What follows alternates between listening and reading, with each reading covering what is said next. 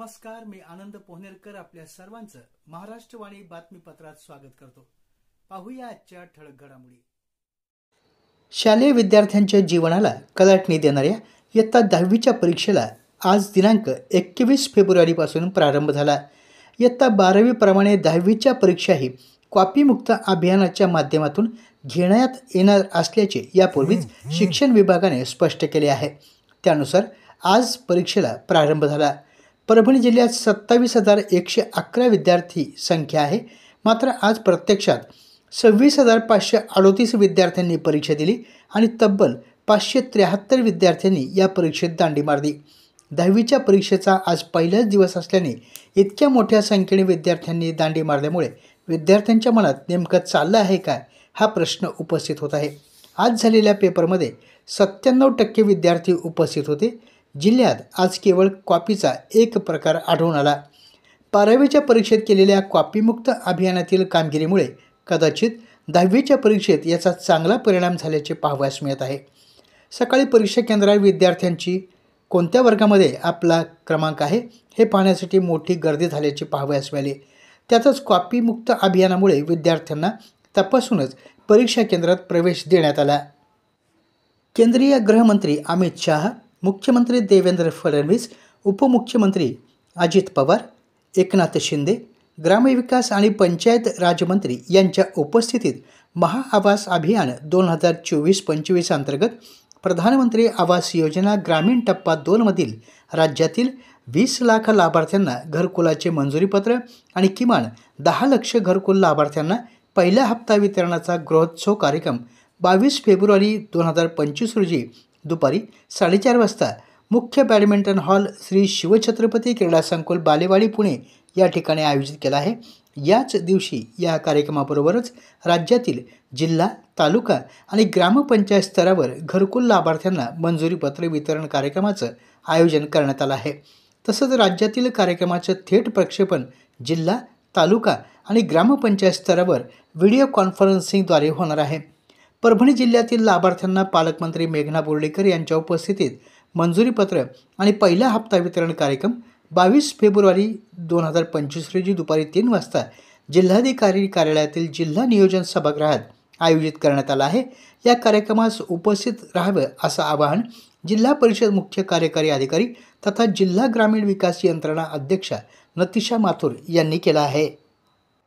परभणी जिल्ह्यातील विविध विकास कामांसाठी प्राप्त होणारा निधी वेळेत खर्च करावा, निधी अखर्चित राहू नये याची दक्षता सर्व विभागांनी घ्यावी असे निर्देश जलसंपदा विभागाचे अप्पर मुख्य सचिव तथा परभणी जिल्हा पालक सचिव दीपक कपूर यांनी दिले.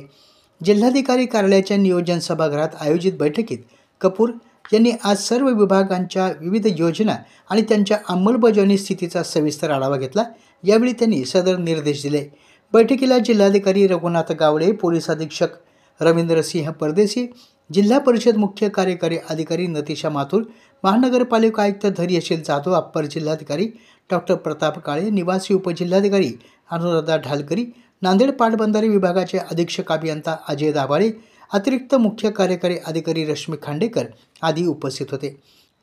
परभणी जिल्ह्यात शासनाच्या महत्त्वाकांक्षी कल्याणकारी योजनांची प्रभावीपणे अंमलबजावणी करण्यात यावी.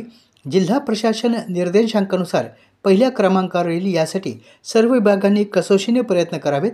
मुख्यमंत्री देवेंद्र फडणवीस यांनी सर्व विभागांना 100 दिवसाचा कृती आराखडा दिला आहे. त्यानुसार विभागांनी दिलेल्या कामाचं उद्दिष्ट पूर्ण वेळेत पूर्ण करावं. मुख्यमंत्री सौर कृषी वाहिनी योजनेबाबत स्वतः मुख्यमंत्री आग्रही असल्याने या योजनेची प्रभावी अंमलबजावणी करावी.